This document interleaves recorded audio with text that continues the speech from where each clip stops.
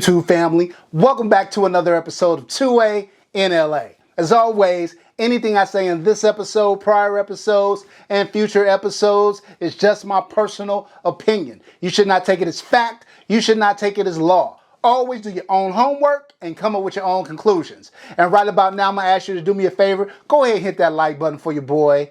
Go ahead and subscribe if you haven't subscribed and hit the notification bell. And if you feel so inclined, drop down a comment. All right? So look, fam, let's get this rolling. So this is, I hope, a fun episode because it's something that I'm passionate about. And I know most of the people that watch this channel are passionate about it. So it comes about because a buddy came up to me and said, "Hey, Alan, I am starting my gun collection. I know you all about that life. And so I'm starting to get into guns. I haven't even bought my first guns, but I kind of want to get ahead of the game and start thinking about it.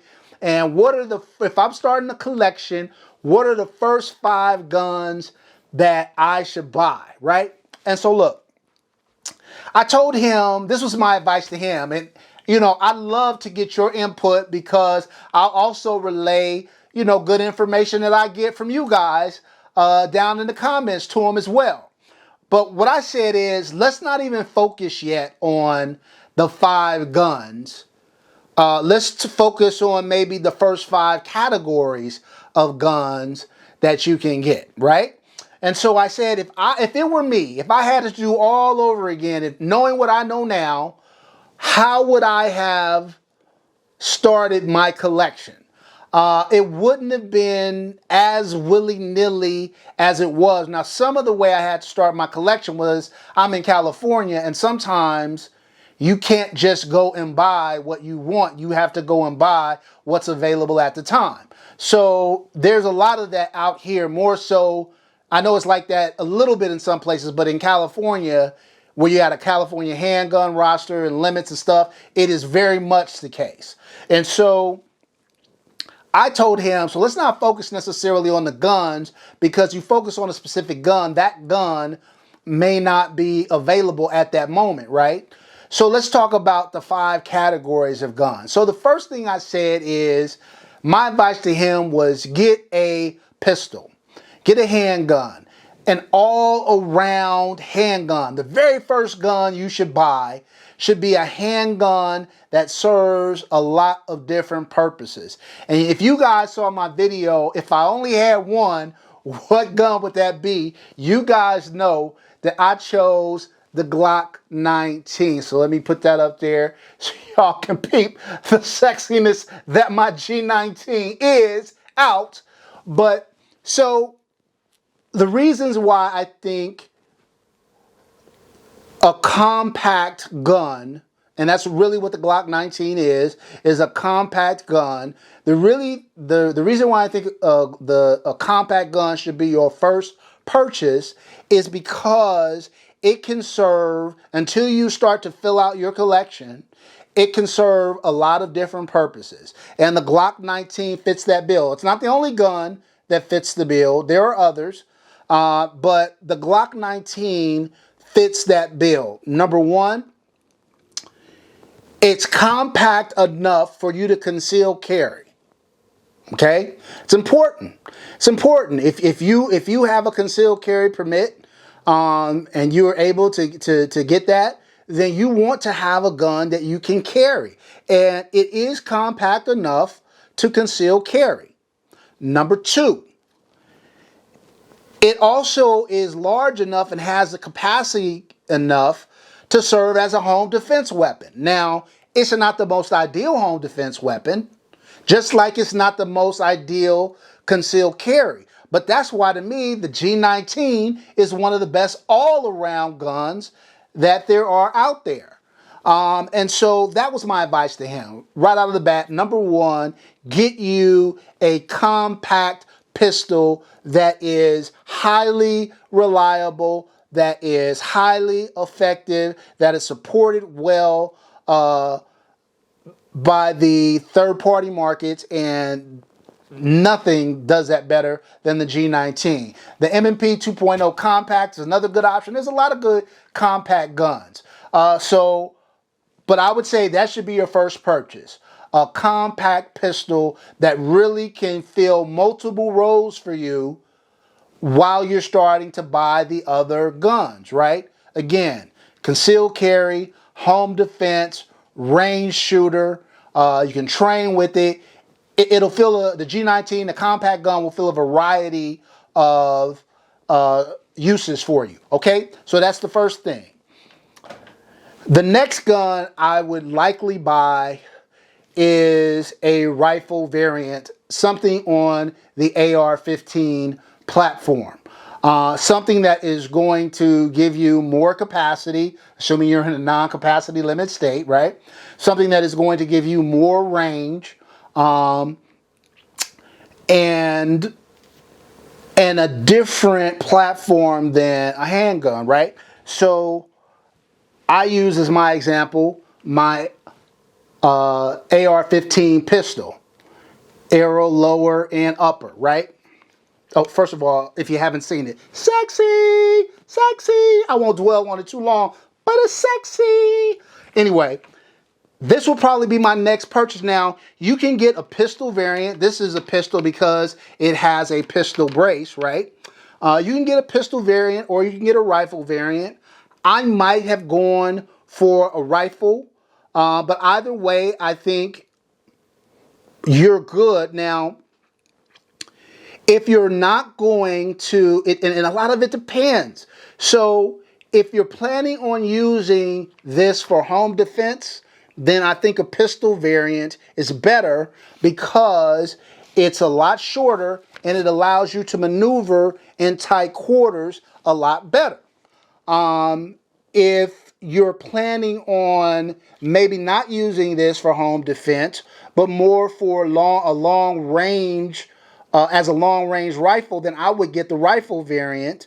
If you're planning on also getting something else for home defense in short order, right?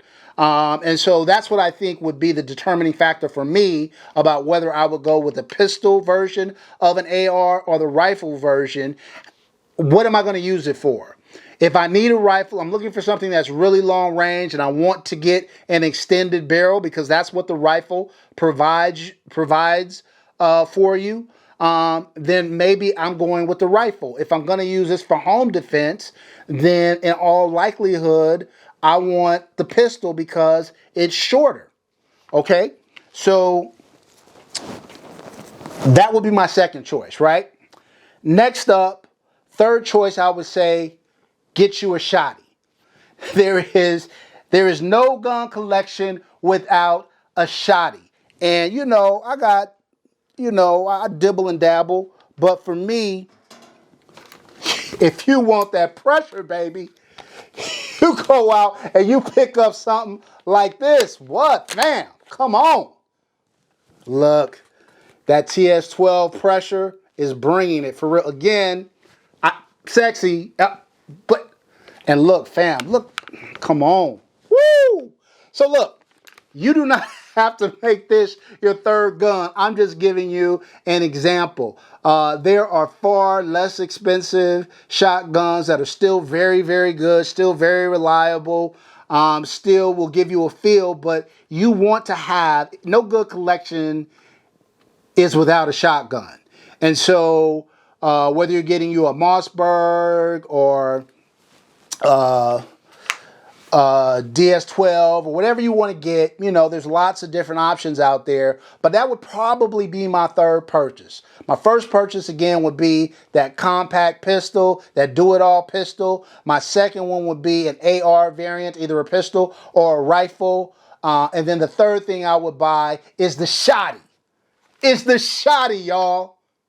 Do that, okay? So then look, now we're on to number 4.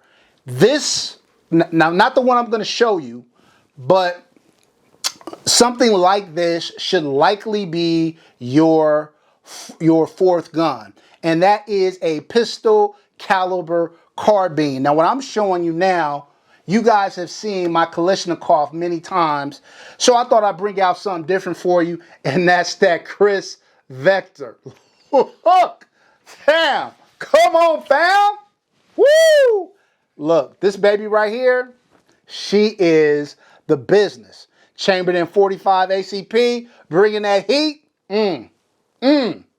Look, but let me tell you what a pistol caliber carbine does. Now, I would not use this particular PCC for home defense. I live in an urban area. I have a house, but I have neighbors in relatively close proximity, no common walls or anything like that, but still close enough where, number one, it's a PCC rifle, right?